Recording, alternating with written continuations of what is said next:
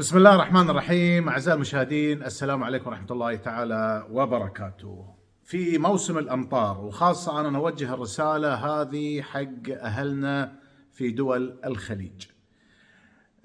في موسم الأمطار تحدث في بعض الدول سيول في وديان، وفي بعض الدول مثل سلطنة عمان، مثل الإمارات، مثل المملكة العربية السعودية. صراحة تحدث سيول، وسيول يعني تكون المياه فيها قوية مندفعة، في جريان ماء قوي. وللأسف تحدث تصرفات طائشة من بعض الناس اللي يذهبون من أجل مشاهدة هذه السيول، مشاهدة الأمطار، وتحدث وفيات بسبب حركات للأسف عنترية. كل واحد يفكر نفسه عنتر. وأنا أوجه رسالة للبعض خاصة من أهل الخليج. قبل ما أوجه هذه الرسالة، شوفوا معي هذا الفيديو وراح أرجع أعلق عليه.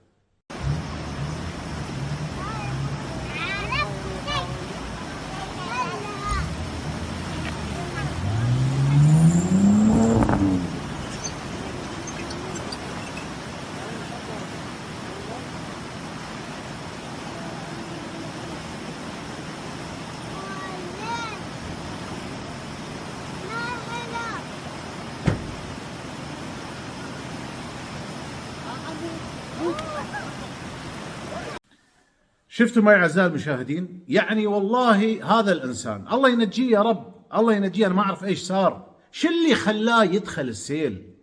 هذه الحركة ياما إحنا نشوف سنويا، يطرشون لنا فيديوهات شخص واقف يشوف السيل ويدخل بسيارته. أنت تبي التحدى مين؟ أخوي العزيز، أنت تبي التحدى مين؟ أول شيء ضيع حياتك وتضيع الناس اللي وياك. مثل ما شفتوا في الفيديو، في ناس راكبين معاه، يعني ضيعهم وياه. وبعدين تعالوا اتصلوا في الدفاع المدني وجيبوا هليكوبتر ويلا وانقاذ واطلعوا.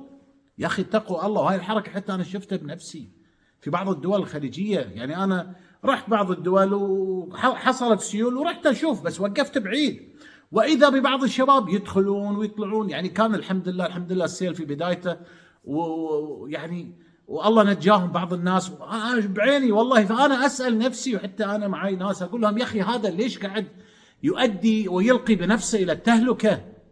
فانا رساله الى اهلنا في الخليج، اذا جاء المطر الحمد لله رب العالمين خير وبركه، واذا حصلت سيول حابين تروحون تشوفون، يا اخي خلكم بعيد. شوف يعني خلك واقف في منطقه تكون امنه، وما في داعي لحركات العنتريات هذه، وانك انت تبي تدخل، وانه والله سيارتي قويه وانا يا اخي اتقوا الله سبحانه وتعالى. روح واستجم بالجو الحلو، وشوف المطر وشوف السيول. وانا رحت والله في دول مثل سلطنة عمان وبعض الدول، حتى في الامارات رحنا كنا نشوف السيول قدامنا، بس والله كنت بعيد، يعني اشوف السيل يعني تقريبا بعيد عني 20 متر. ما اروح انا اطب والقي بنفسي فاتقوا الله سبحانه وتعالى. اتقوا الله وخافوا على انفسكم. هذا والله انتحار، انا اقدر اقول عنه انتحار. انت تلقي بيدك الى التهلكه. الله يحفظكم يا رب، الله يحفظكم. بس